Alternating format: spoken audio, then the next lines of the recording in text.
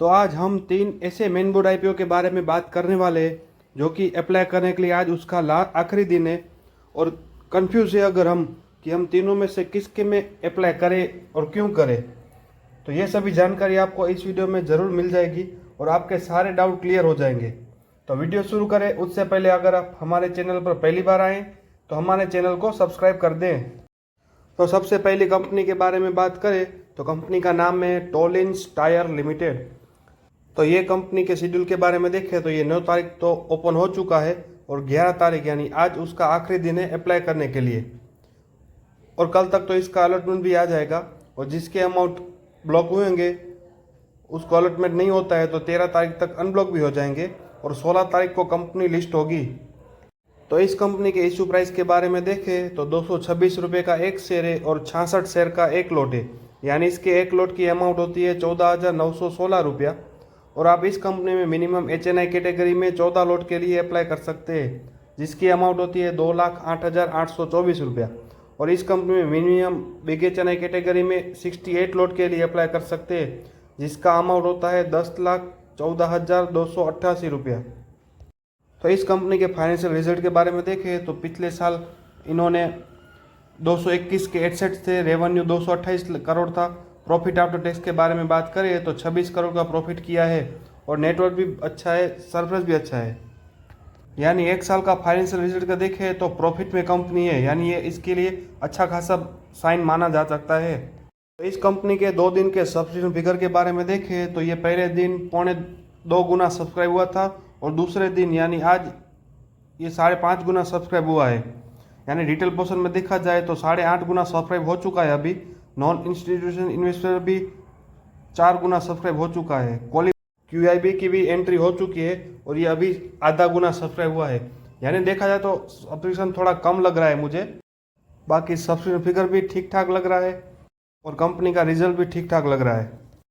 फिर दूसरी कंपनी के बारे में देखें तो बजाज हाउसिंग फाइनेंस लिमिटेड। ये कंपनी भी 9 तारीख को ओपन हो चुकी है और 11 तारीख तक यानी आज उसका आखिरी दिन है अप्लाई करने के लिए।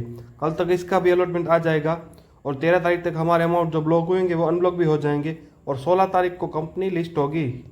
तो इस कंपनी में इश्यू प्राइस के बारे में देखें तो 70 रुपये का एक शेयर है और 214 शेयर का एक लॉट है, यानी इसके एक लॉट की अमाउंट होती है 14,980 रुपया। और आप इस कंपनी में मिनिमम स्मॉल HNI कैटेगरी में 14 लॉट के लिए अप्लाई कर सकते हैं जिसका अमाउंट होता है 2,09,720 रुपया। और इस कंपनी में मिनिमम बिग HNI कैटेगरी में 67 लॉट के लिए अप्लाई कर सकते हैं जिसकी अमाउंट होती है 10,03,660 रुपया। इस कंपनी के फाइनेंशियल रिजल्ट के बारे में देखें तो जहां 2023 में 64,654 करोड़ का एसेट थे वहां से बढ़कर 88,538 करोड़ तक पहुंच गया है। रेवेन्यू के बारे में देखें तो जहां 2023 में 5,665 था वहां से 2024 में 7,617 तक पहुंच गया था।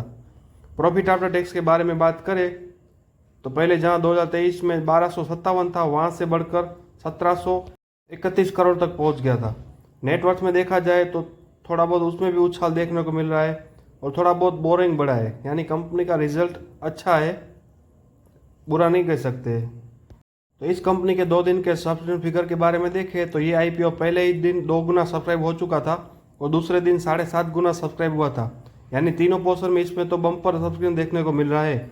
रिटेल पोर्शन की बात करें तो इसमें थोड़ा कम देखने को मिल रहा है, यानी ये 4.25 गुना सब्सक्राइब हुआ है। और नॉन इंस्टीट्यूशन इन्वेस्टर में भी तो 16.5 गुना सब्सक्राइब हुआ है, यानी मुझे लगता है रिटेलर ने भी पैसे इसमें ही बरसाए लग रहे हैं। और QIB ने भी 8 गुना सब्सक्राइब कर दिया है, यानी ये IPO में भर भर के पैसे बरस रहे हैं ऐसा लग रहा है। और ये कंपनी भी जानी मानी है इसलिए लगेगा ही, इसमें कुछ दो राय नहीं है। फिर बात की कंपनी के बारे में देखें तो क्रॉस IPO लिमिटेड। तो इस कंपनी के शेड्यूल के बारे में देखें तो ये भी 9 तारीख को ओपन हो चुका है और आज आखिरी दिन है अप्लाई करने के लिए। कल तक इसका अलॉटमेंट आ जाएगा और जिसके अमाउंट ब्लॉक होंगे वो 13 तारीख तक अनब्लॉक भी हो जाएंगे और IPO लिस्ट होगा 16 तारीख को। तो इस कंपनी के शेड्यूल इश्यू प्राइस के बारे में देखें तो 240 रुपये का एक शेयर है और 62 शेयर का एक लॉट है, यानी इसके एक लॉट की अमाउंट होती है 14,880 रुपया। और इस कंपनी में मिनिमम HNI कैटेगरी में आप 14 लॉट के लिए अप्लाई कर सकते हैं जिसका अमाउंट होता है 2,08,320 रुपया। और मिनिमम बिग HNI कैटेगरी में 68 लॉट के लिए अप्लाई कर सकते हैं जिसकी अमाउंट होती है 10,11,840 रुपया। तो इस कंपनी के फाइनेंशियल रिजल्ट के बारे में देखें तो जहां 2022 में 197 करोड़ था, वहां से बढ़कर 352 करोड़ तक पहुंच गया है। रेवेन्यू के बारे में देखें तो 297 करोड़ था, वहां से बढ़कर 621 करोड़ तक पहुंच गया है। प्रॉफिट आफ्टर टैक्स के बारे में बात करें तो जहां 2022 में 12 करोड़ था, वहां से बढ़कर 44 करोड़ तक पहुंच गया है। यानी देखा जाए तो साल दर साल बहुत ग्रोथ बहुत बढ़िया है। नेटवर्थ के बारे में देखें तो जहां 72 करोड़ था, वहां से बढ़कर 146 करोड़ पहुंच गया है। रिजर्व और सरप्लस डेटा भी बहुत बहुत बढ़िया है और थोड़ा बहुत बोरिंग बढ़ा है। यानी कंपनी का रिजल्ट एट्रैक्टिव है और बहुत बढ़िया है। तो रिजल्ट देखकर तो इस कंपनी में अप्लाई हमको जरूर करना चाहिए, क्योंकि दमदार है और अच्छा खासा ग्रोथ कर रही है कंपनी। तो इस कंपनी के 2 दिन के सब्सक्रिप्शन फिगर के बारे में देखें तो ये पहले दिन सिर्फ 0.25 गुना सब्सक्राइब हुआ था और दूसरे दिन 2.5 गुना सब्सक्राइब हुआ है। यानी देखा जाए तो तीनों पोर्शन में बहुत कम सब्सक्रिप्शन देखने को मिल रहा है। रिटेल पोर्शन में फिर भी 4.25 गुना सब्सक्राइब हो चुका है और नॉन इंस्टीट्यूशनल इन्वेस्टर 3.25 गुना सब्सक्राइब हुआ है। QIBO ने एंट्री ना के बराबर ली है। तो तीनों कंपनी का हमने रिव्यू किया और अभी फाइनल डिसीजन पे आते हैं कि किस कंपनी में अप्लाई करना चाहिए। तो देखा जाए तो बजाज हाउसिंग लोन में रिजल्ट देख के और कंपनी देख के अप्लाई जरूर किया जा सकता है। और दूसरे नंबर पे देखा जाए तो क्रॉस IPO, उसका रिजल्ट फाइनेंशियल दमदार है, इसलिए इसमें भी अप्लाई जरूर करना चाहिए। लेकिन अभी तीनों के GMP के हिसाब से भी हम देख रहे हैं। तो क्रॉस IPO की GMP के हिसाब से देखा जाए तो इसकी GMP अभी 50 चल रही है, यानी 20% जैसा होता है। देखा जाए तो 62 शेयर है इस कंपनी में और 50 मल्टीपल करते हैं तो आज की तारीख में हमको 3100 रुपये का प्रॉफिट दिख रहा है एक लॉट पे। यानी इस कंपनी में अप्लाई जो रिस्की ट्रेडर है वो जरूर करे, क्योंकि अच्छा खासा फाइनेंशियल बहुत बढ़िया और दमदार था, इसलिए इसमें अच्छा खासा लिस्टिंग गेन मिलेगा ऐसा लग रहा है।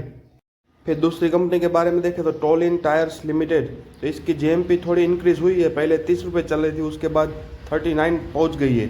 यानी इस कंपनी में 66 शेयर है, तो 66 मल्टीपल 39 करते हैं तो आज की तारीख में हमको 2574 रुपये का प्रॉफिट एक लॉट पे दिख रहा है। यानी ये भी अच्छा खासा है, लेकिन रिजल्ट में थोड़ा मीडियम लग रहा है। तो GMP से हिसाब से देखा जाए तो अभी 17% ही चल रही है और हमारा मानना ये है कि 40% से ज़्यादा हो तो उसमें अप्लाई ज़रूर करना चाहिए, लेकिन इसमें थोड़ा रिस्क बहुत है, इसलिए थोड़ा अवॉइड करना चाहिए। फिर तीसरी कंपनी के बारे में देखें तो बजाज हाउसिंग फाइनेंस लिमिटेड, तो इस कंपनी की GMP लगातार बढ़ रही है।